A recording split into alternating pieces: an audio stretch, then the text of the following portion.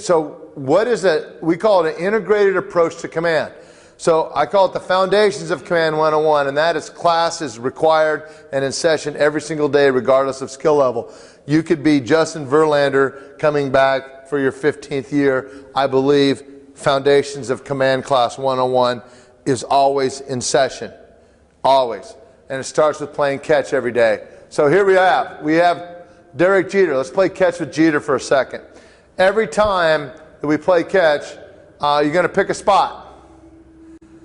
And you just don't throw it in Jeter's general direction. Most people, when they play catch, they just throw it in the general direction.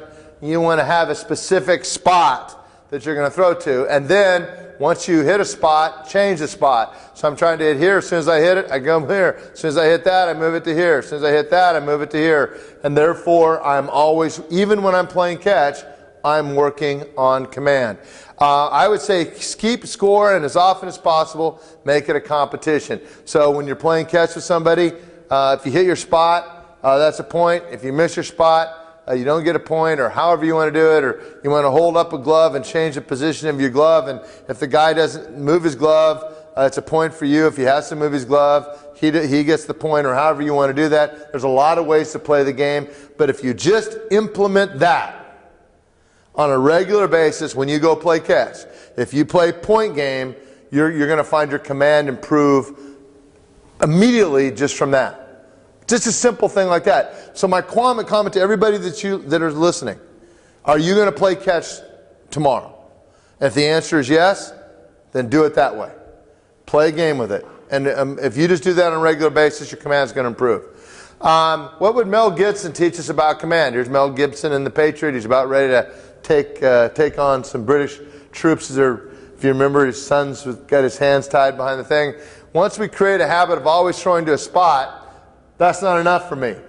I make that spot smaller and smaller and smaller. So you're trying to hit this spot, then you hit that, then you hit this spot, then you hit that, you hit this spot, you hit that, you hit that spot.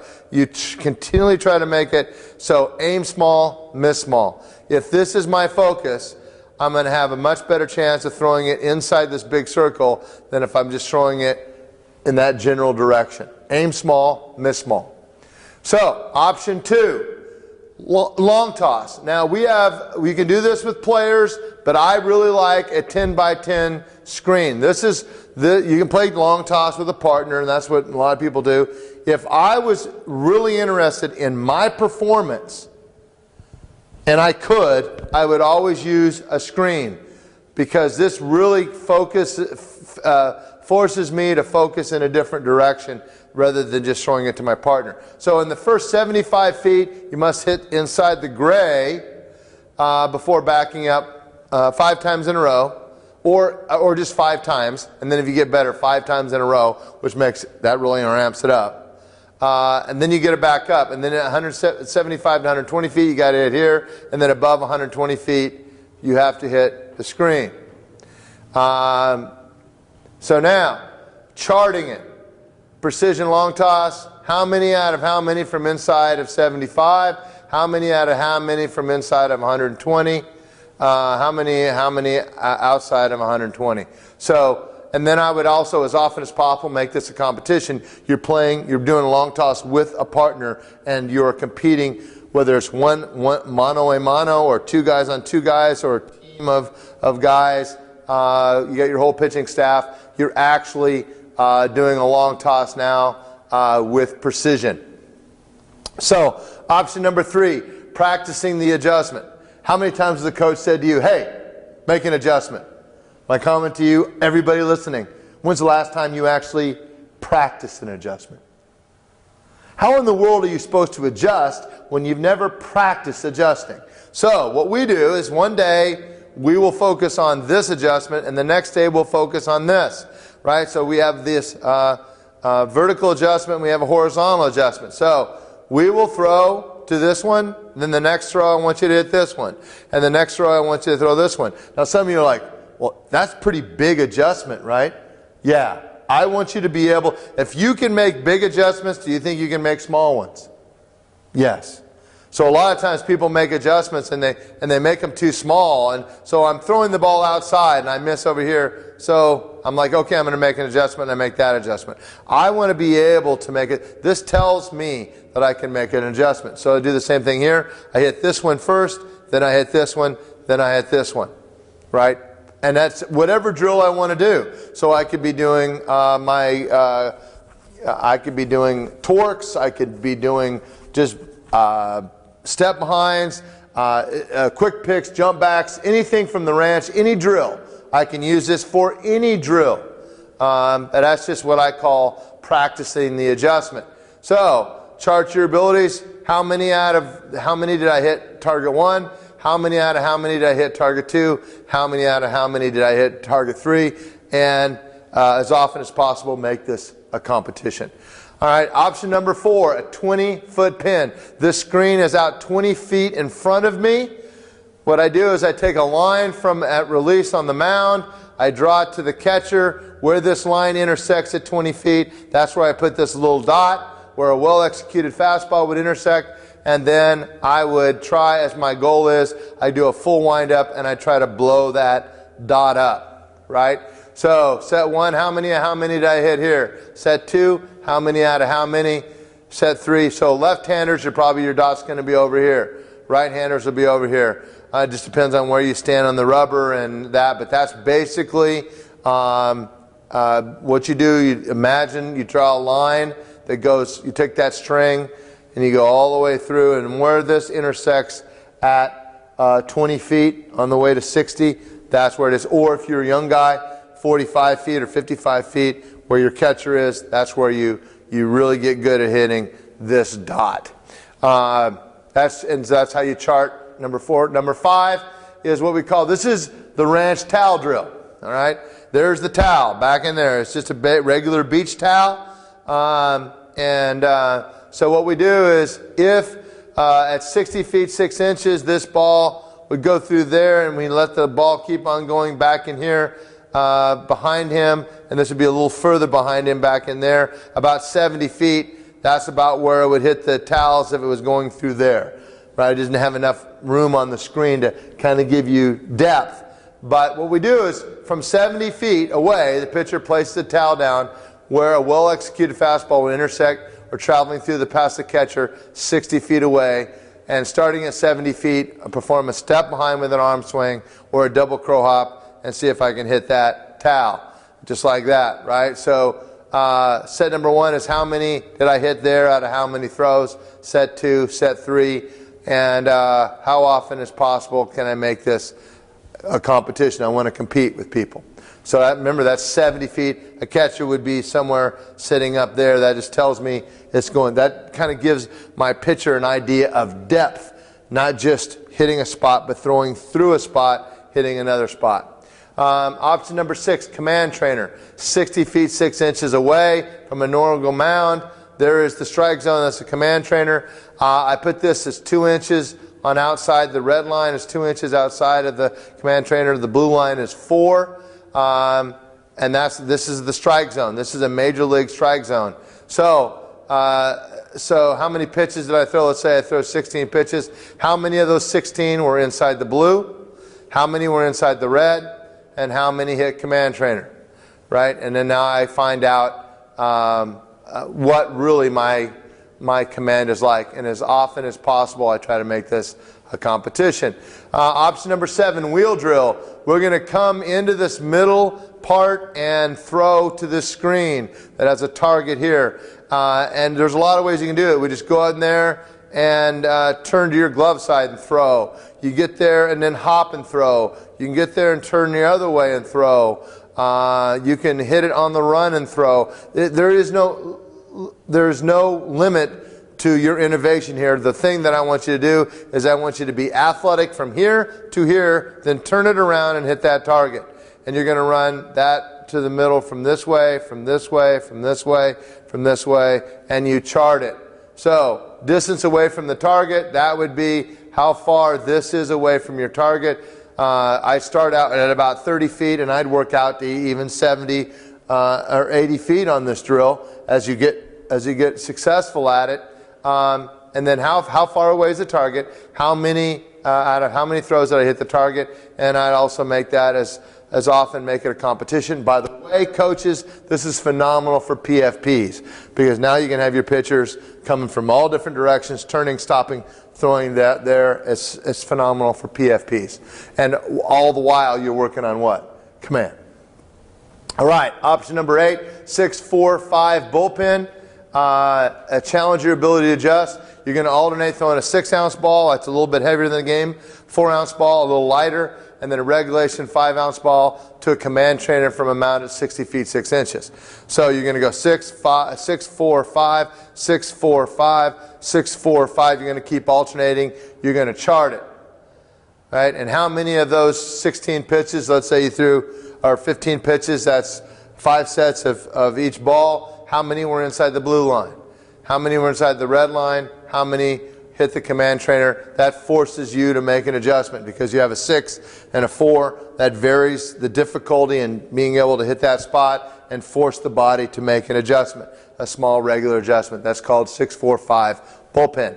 And then option 9, probably my favorite one, is I call it a fastball connection pin, and that is to challenge your ability to stay connected.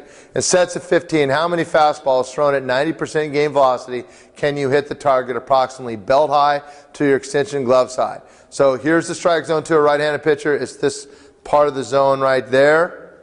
And left-handed is this part of the zone right there. Remember, it's not low. Now, a lot of people make this mistake. Well, I'm not going to throw it there in a game.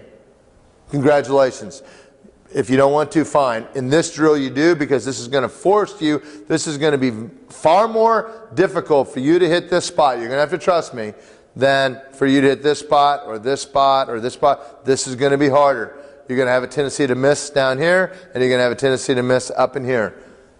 Trust me, you are. So the more that you're getting there, now here's a wonderful thing. If you hit 11 out of 15, that's a minimum goal of connection. If you hit 11 out of 15, you have pretty good command, and you can throw that fastball anywhere.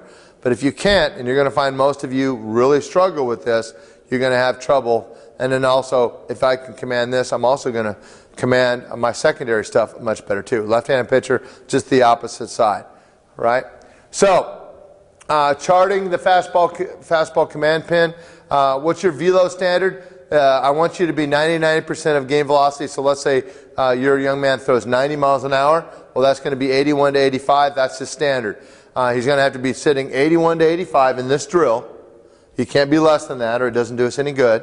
And how many out of 15 is this target? So there's two things. He's got to hit his velo standard, and he's got to hit his target. And we're going to make this as possible, make it a competition. So, important variations. Vary the drill. Vary the throwing drill constantly. Sometimes torque, sometimes walking torque, sometimes jump back, sometimes quick pick, sometimes turn and burn, sometimes double play, sometimes double crow hop, sometimes hook'ems. All these different drills. Vary the drill. Vary the distance to the target. Sometimes be closer, sometimes be further away. Vary the size of the target. Sometimes a bigger target, sometimes a smaller target. Vary the weight of the ball. I would say in this beginning stage that we're at, 6, 5, 4 is really all you want to go. When you get to the advanced levels, we call it the chaos training. At the ranch, we're going to take this basic command process to another level by expanding on these variables and adding some really challenging extras, such as varying the throwing slopes and surfaces, size of balls, and thrower visual display. You know, one eye, other eye, strobe glasses, really forcing the guy to have a different visual display, and that challenges his concentration. And advanced chaos training will be available in 2017 to the people who. So if you like this, if you really like this, in 2017 we'll have an advanced version of this for you. So final thoughts. We're almost done today. To really ramp up your throwing ability with command, routinely do connection work in addition to your command work, so you're addressing mechanical inefficiency on a regular basis.